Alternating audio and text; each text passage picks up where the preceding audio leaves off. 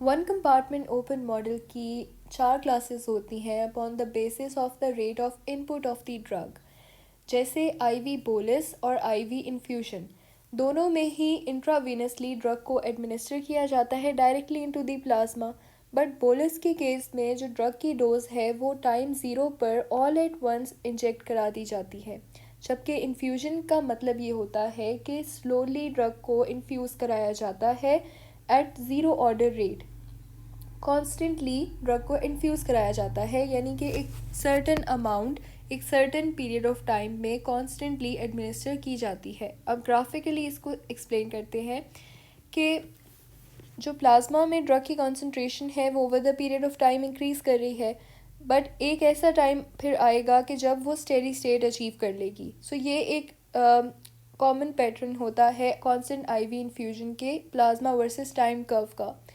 अब प्लाज्मा में जो ड्रग की कॉन्सेंट्रेशन है जब वो इंक्रीज़ कर रही होती है तो तब उस वक्त जो एलिमिनेशन रेट है वो इन्फ्यूजन रेट से कम होती है। लेकिन जब स्टेडी स्टेट अचीव हो जाती है तो इसका मतलब ही यही है कि एलिमिनेशन रेट इन्फ्यूजन रेट के अब बराबर हो गया है। ठीक है, सो हम कह सकते हैं कि जो ओवरऑल जो अमाउंट ऑफ ड्रग है इन दी बॉडी उसमें अब कोई चेंज नहीं ऑब्जर्व किया जा सकता, that there is no net change in the amount of drug in the body, क्योंकि जिस रेट पे आप इन्फ्यूज़ करा रहे हो उसी रेट पे बॉडी से एलिमिनेट भी हो रही है कंसंट्रेशन। इसीलिए ये जो ग्राफ है वो इस तरह से स्ट्रेट लाइन कांस्टेंट ग्राफ यहाँ पे अब आ गया। ठीक है,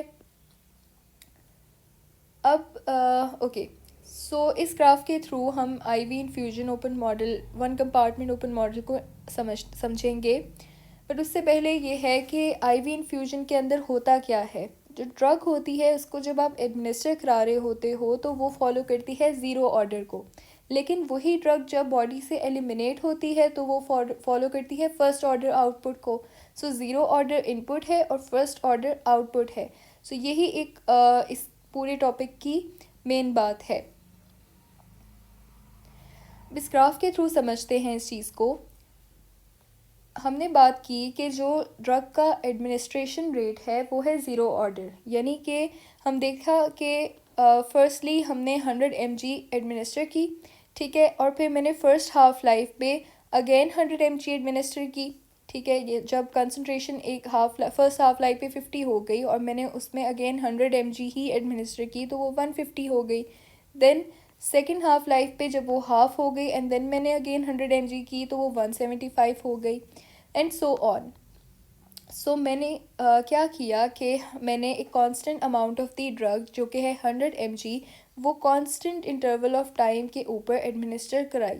ठीक है, सो इस वजह से मैंने कहा कि मैंने ज़ीरो ऑर्डर रेट के थ्रू इन्फ्यूजन कराई अपनी ड्रग की। बट जब मैंने इसकी एलिमिनेशन के पैटर्न को और ट्रेंड को देखा तो उसमें क्या हुआ कि जो ड्रग की एलिमिनेशन हो रही है वो over the period of time उसकी कंसंट्रेशन इंक्रीज़ कर रही है। सो वो क्यों इंक्रीज़ कर रही है, क्योंकि over the period of time drug की अमाउंट इन दी बॉडी भी तो इंक्रीज़ कर रही है। और यही मेन प्रिंसिपल होता है फर्स्ट ऑर्डर एलिमिनेशन का, यानी कि एलिमिनेशन रेट जब जो है डायरेक्टली प्रोपोर्शनल होगी to the amount of the drug in the body, तो दैट मीन्स कि ये फर्स्ट ऑर्डर रिएक्शन है, एलिमिनेशन है। ठीक है, सो हमने देखा कि जब amount of the drug in the body increase कर रही है तो साथ ही साथ जो amount of elimination of the drug है वो भी इंक्रीज़ कर रही है। So that is why we said that the elimination is of first order. ठीक है, ओके। सेकंड बात ये है इस ग्राफ के अंदर कि स्टेडी स्टेट जब अचीव हो जाती है तो हम कहते हैं कि एक इक्विलिब्रियम मेंटेन हो गया है, यानी कि जो मैक्सिमम ड्रग की कंसंट्रेशन है और जो मिनिमम ड्रग की कंसंट्रेशन है जब आप उन दोनों को माइनस करोगे तो वो डी नॉट, यानी कि जो आपने इनिशियली एडमिनिस्टर की थी उसके बराबर है। वो किस तरह कि थ्योरेटिकली अगर देखा जाए तो ये कंसंट्रेशन जो है जब राइज़ कर रही है तो एक ऐसी कंसंट्रेशन अल्टीमेटली मुझे मिल जाएगी जो कि 200 है। ठीक है, और मुझे पता है कि जब 200 का हाफ होगा तो वो 100 होगी। देन मैं उस हाफ लाइफ पे जो हूँ वो एडमिनिस्टर कराऊंगी सेम 100 mg तो वो हो जाएगी 200। ठीक है, and then 100, then 200, then 100 and then 200 and so on. So मैं कह सकती हूँ कि एक कांस्टेंट स्टेडी स्टेट जो है वो अचीव हो गई। ठीक है, सो इस केस में जो ड्रग अमाउंट, जो मैक्सिमम ड्रग अमाउंट है, जो मिनिमम ड्रग अमाउंट है, वो आप उसको माइनस करोगे तो आंसर आपका डी नॉट के इक्वल आएगा। ठीक है, ये एक स्टेडी स्टेट कंसंट्रेशन की प्रॉपर्टी है। ठीक है, और एक इक्विलिब्रियम मेंटेन हो गया है और एक स्ट्रेट इस तरह से लाइन आपको अचीव हो जाएगी। अब ये जो सिचुएशन है जिसके अंदर ये फॉलो होगी इक्वेशन, तो वो हमें ऑलमोस्ट 4 to 5 हाफ लाइफ तक मिल जाती है नॉर्मली। ठीक है, ड्रग्स के अंदर। लेकिन अगर यही जो स्टेडी स्टेट कंसंट्रेशन है वो 4 to 5 हाफ लाइफ से भी ज़्यादा देर बाद अगर अचीव होती है, तो उस केस में हम डायरेक्टली लोडिंग डोज दे देते हैं। ठीक है, और फिर उसके बाद स्टेडी स्टेट को मेंटेन करते हैं। जबकि अगर हमें पता है कि ड्रग 4 to 5 हाफ लाइफ में ये अचीव कर लेगी, तो उस केस में हम लोडिंग डोज को नहीं देते। लोडिंग डोज किस तरह से कैलकुलेट होती है ये मैं फर्दर आगे बताऊंगी। सो ये कॉन्सेप्ट लोडिंग डोज का भी समझ में आ गया। उसके बाद अब हमने आईवी इन्फ्यूजन का हमें मेन एडवांटेज क्या होता है। वो एडवांटेज ये है कि फ़र्ज़ करो अगर एक ड्रग है वो हाईली पोटेंट है, यानी उसकी जो ये थेराप्यूटिक विंडो है, वो ड्रग हम चाहते हैं कि हाईली पोटेंट है, तो ये हल्की सी भी इसकी कंसंट्रेशन अब ऊपर नीचे होगी तो ये अपनी इस थेराप्यूटिक विंडो से बाहर चली जाएगी। सो वी वांट कि एक स्टेडी स्टेट पे ड्रग जो है वो हम अपनी उसको बॉडी में कंटिन्यू कराएं। ठीक है, हम नहीं चाहते कि ये टॉक्सिक लेवल पे जाए, ना ही हम चाहते हैं कि वो सब थेराप्यूटिक लेवल पे जाए। सो इस तरह की जो वाइड फ्लक्चुएशंस हैं पीक और ट्रफ के दरमियान में, इसको अवॉइड करने के लिए हम आईवी इन्फ्यूजन का इस्तेमाल करते हैं, क्योंकि उसके अंदर जो ड्रग है वो स्टेडीली बॉडी में रहेगी with in the therapeutic window. वही बात है कि ये ग्रीन जो है ये आइडियल लाइन को शो कर रही है जिसमें हम थेराप्यूटिक विंडो के अंदर ही ड्रग की कंसंट्रेशन को रखेंगे, और रेड लाइन शो करेगी टॉक्सिसिटी को, और ये येलो लाइन सब थेराप्यूटिक लेवल्स को शो कर रही है। अब इक्वेशन के थ्रू अगर हम प्लाज्मा ड्रग कंसंट्रेशन को समझना चाहते हैं, तो ये इक्वेशन हमारे पास मौजूद है कि अगर किसी भी टाइम टी पे, टाइम फॉर इन्फ्यूजन पे, अगर हम प्लाज्मा कंसंट्रेशन को कैलकुलेट करना चाहते हैं, तो हमें ये इक्वेशन, हमें आर की वैल्यू यानी कि इन्फ्यूजन रेट की वैल्यू पता होनी चाहिए, वॉल्यूम ऑफ डिस्ट्रीब्यूशन एंड के एलिमिनेशन रेट कांस्टेंट जो है उसकी वैल्यू पता होनी चाहिए। रेट ऑफ इन्फ्यूजन और प्लाज्मा कंसंट्रेशन का आपस में डायरेक्ट रिलेशन है कि जितना ज़्यादा रेट ऑफ इन्फ्यूजन होगा उतनी ही कंसंट्रेशन इन दी प्लाज्मा ज़्यादा होगी। ठीक है, अगर हम इसको in terms of clearance explain करना चाहें तो हम कह सकते हैं कि के वी डी क्योंकि इक्वल होता है किसके, क्लियरेंस के, तो हम इस यहाँ पे क्लियरेंस लिख देंगे, और सिमिलरली यहाँ पे के की जगह clearance over volume of distribution लिख के इसको इन टर्म्स ऑफ क्लियरेंस भी एक्सप्लेन कर सकते हैं।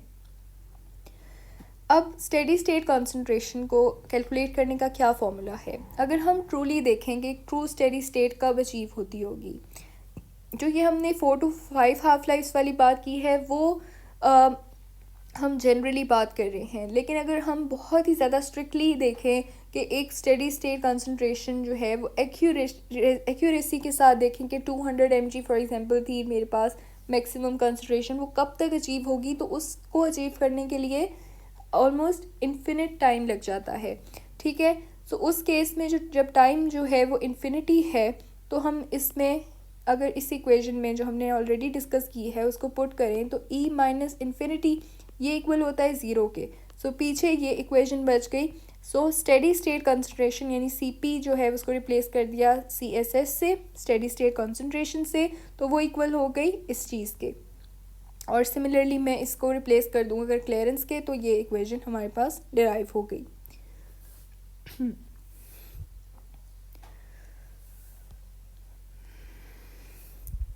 अब हम इसी इक्वेशन को ग्राफिकली अगर देखें, मैंने बताया कि ये स्टेडी स्टेट कंसंट्रेशन डायरेक्टली जो है वो रिलेट कर रही है रेट ऑफ इन्फ्यूजन के, ठीक है, के साथ। सो अगर हम रेट ऑफ इन्फ्यूजन को डबल कर देते हैं तो हम देखते हैं कि ये जो कंसनट्रेशन है वो इंक्रीज़ कर गई है। पहले सिंगल आर पे नीचे थी कंसनट्रेशन और डबल आर पे ऊपर चली गई। So time to achieve that steady state concentration तो सेम रहा, बस ये जो कंसनट्रेशन है वो डबल हो गई, ठीक है, बढ़ गई। ओके, एलिमिनेशन रेट कांस्टेंट को अगर फाइंड करना है तो हम देखते हैं कि वही इक्वेशन है मेरे पास, ठीक है, और स्टेडी स्टेट की भी मैं इक्वेशन ऑलरेडी बता चुकी हूँ कि क्या है।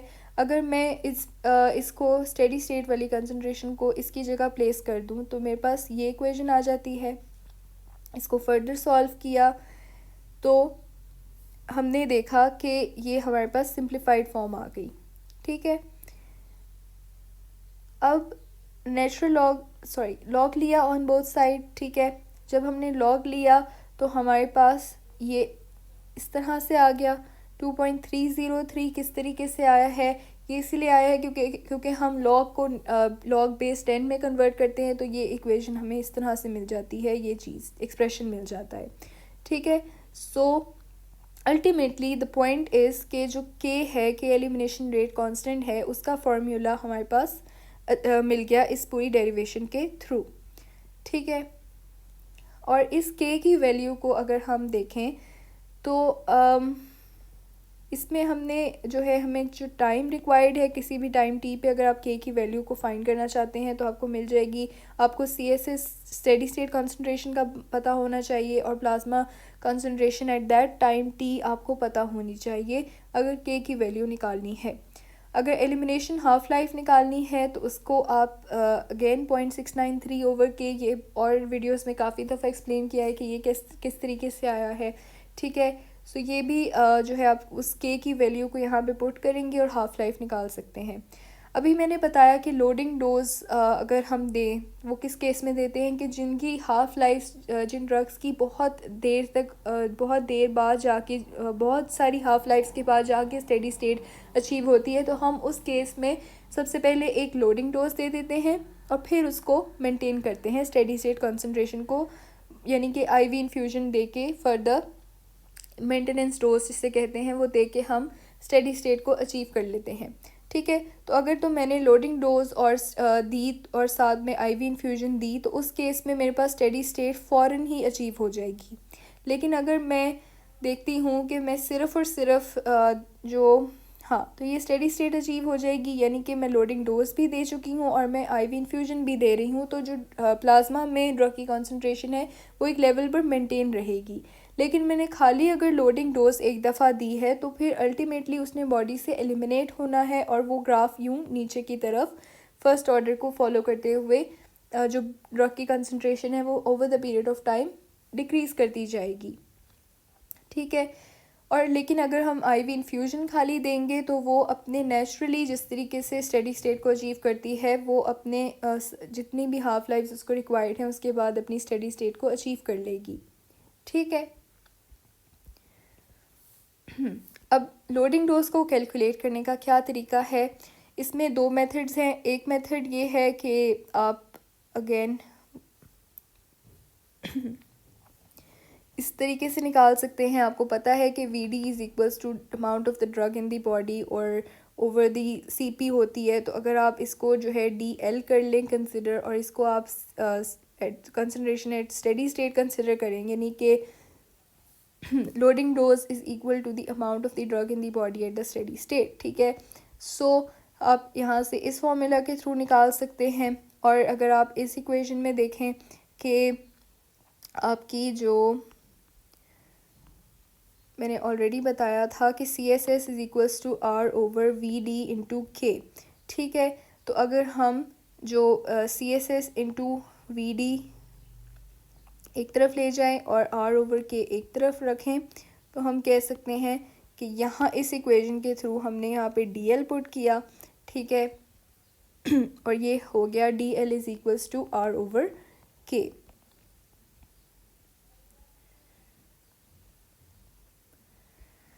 अब अगर तो जो लोडिंग डोज है जो कि DL हमने पीछे बताया दो फार्मूलाज के थ्रू, वो अगर वो क्या है कि अगर तो वो इक्वल टू R/K है तो आपको इस तरह का ग्राफ मिलेगा जो कि नॉर्मल ग्राफ है। लेकिन अगर आपकी वो R/K से ज़्यादा वैल्यू है उस लोडिंग डोज की, तो उसको एक इस स्टेडी स्टेट पर आने के लिए टाइम रिक्वायर होगा कि उसने अपनी कंसंट्रेशन चूँकि ज़्यादा थी तो उसको डिक्लाइन करना है और फिर उस कंसंट्रेशन तक पहुंचना है जहां पे वो स्टेडी स्टेट के इक्वल हो जाए। सिमिलरली जो C के केस में है, it is smaller than R/K, तो वो टाइम रिक्वायर है उसको टू अपनी कंसंट्रेशन को इतना इंक्रीज़ करने में कि वो स्टेडी स्टेट को अचीव कर ले। लेकिन अगर D है तो उसमें केस क्या है कि सिर्फ IV इन्फ्यूजन दे रहे हैं, तो उसने तो नॉर्मली ही अपना अचीव करना है। ठीक है, यहाँ पे जो C है ना वो फिर भी ग्रेटर है, यानी उसको कम टाइम रिक्वायर्ड है as compare to D to achieve the loading to achieve the steady state. So ये थे कुछ बेसिक कॉन्सेप्ट्स इसके। आई होप कि आपको समझ आ गई होगी। Thank you.